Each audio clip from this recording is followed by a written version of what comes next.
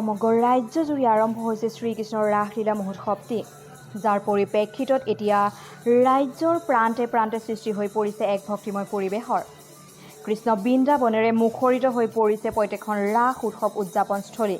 নগাঁও জিলাৰ বটদ্ৰৱা সমষ্টিৰ অন্তৰ্গত কহিগুৰিৰ হাইস্কুলৰ প্ৰাংগণত সোমবাৰৰ পৰা দুদিনীয়া কাৰ্যসূচীৰে অনুষ্ঠিত হৈছে শ্ৰীকৃষ্ণৰ ৰাস মহোৎসৱ।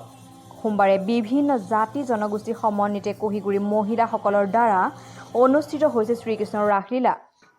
সহস্ৰাধিক ৰাইজৰ উপস্থিতিত থকা শ্ৰীকৃষ্ণৰ ৰাসলীলা অনুষ্ঠানত স্থানীয় মহিলাসকলৰ লগতে কণ কণ ল'ৰা ছোৱালীৰ পৰা আৰম্ভ কৰি আদহীয়া বৃদ্ধা মহিলাসকলেও গোপীৰ অভিনয় কৰি ৰাইজৰ মন মোহিবলৈ সক্ষম হৈছে।